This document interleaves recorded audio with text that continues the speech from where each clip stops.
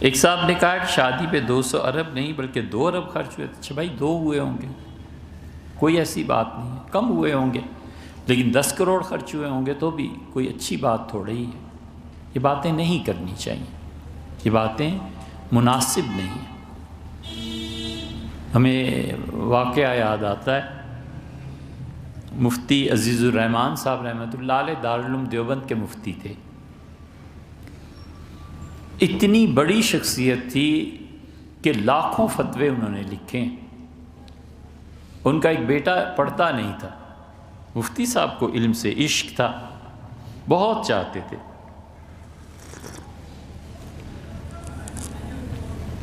ہم نے جن سے بخاری پڑھی ہے وہ کہتے تھے وہ لڑکا ہمارا دوست تھا، ہم سارا دن دارالعلوم دیوبند میں پڑھتے رہتے تھے. وہ کبھی پتنگیں اڑاتا تھا، کبھی ادھر بھاگتا تھا، کبھی ادھر بھاگتا تھا. تو لوگ افسوس کرتے تھے کہ مفتی صاحب جیسی شاندار شخصیت کا بیٹا ذرا دیکھو کیا ہے. وہ صاحب کرامت ایسے تھے کہ جب ان کے انتقال ہونے لگا تو انہیں اس بیٹے سے محبت بھی بہت تھی. اس بیٹے کو بلایا، شریف بیٹا تھا، آ گیا. تو والد کے انتقال پہ ظاہر ہے کہ دکھ ہوتا ہے، رونے لگا کہ اب گئے کہ اب گئے. انہوں نے مفتی صاحب نے اپنی تسبیح بیٹے کے ہاتھ پہ رکھی، اور ہمارے اساتذہ کہتے تھے ہم نے خود یہ منظر دیکھا کہ وہ اپنی تسبیح اس کے ہاتھ پہ پھیرتے رہے. محبت سے اپنے بیٹے کا ہاتھ پکڑا اور دونوں کے درمیان تسبیح تھی. کبھی رک جاتے تھے، کبھی پھیرتے تھے. باپ کا جنازہ نکلا اور اگلے ہی دن دارالعلوم میں آیا اور کمرہ لیا اپنا ایک الگ، اور ساری کتابیں آہستہ آہستہ منتقل ہو گئیں. موت تک کچھ نہیں کیا، بس پڑھتا ہی رہا. وہ سب نماز نہیں پڑھاتے تھے، کمال کے آدمی تھے، نماز نہیں پڑھاتے تھے. تو ایک مرتبہ عشاء کی نماز میں تاخیر کچھ ہو رہی تھی، تو مولانا شبیر احمد صاحب عثمانی، قاری طیب صاحب، اتنے بڑے بڑے لوگ ان کے پیچھے عشاء کی نماز انہوں نے پڑھا دی. اور پہلی رکعت میں جب انہوں نے کہا ورزو للہ، اور اللہ کے سامنے سب کھڑے ہو جائیں گے حشر کے میدان میں، وہ پڑھنا ایسا تھا کہ مولانا شبیر احمد صاحب عثمانی رحمۃ اللہ علیہ اتنے باوقار آدمی گر پڑے زمین پہ اور پاؤں مارتے رہے. مسجد کیا اس دن تھی، کوہرام مچا ہوا تھا. انہوں نے نماز پڑھائی.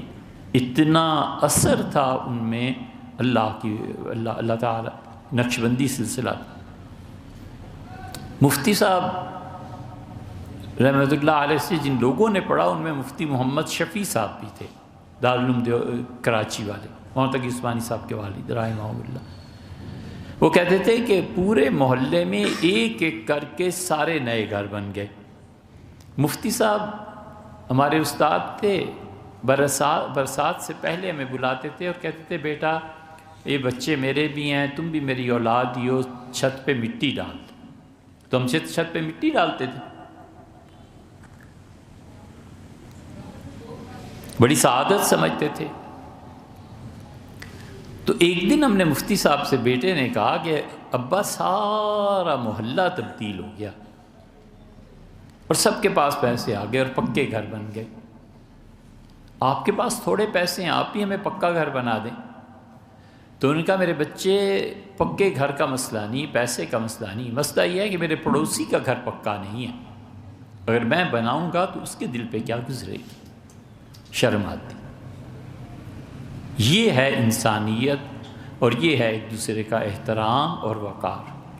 شادی 1 کروڑ کی ہو یا 10 کروڑ کی، کتنی ہی بچیوں نے دیکھا ہوگا اور حسرت پیدا ہوئی ہوگی طبیعت میں کہ کاش میرے پاس بھی اتنا پیسہ ہوتا. کتنے ہی لڑکوں نے دیکھ کے عزم کیا ہوگا کہ باپ کے پاس اگر 10 لاکھ بھی ہے نا، میں نے اپنی شادی پہ یہ ضرور کرنا ہے.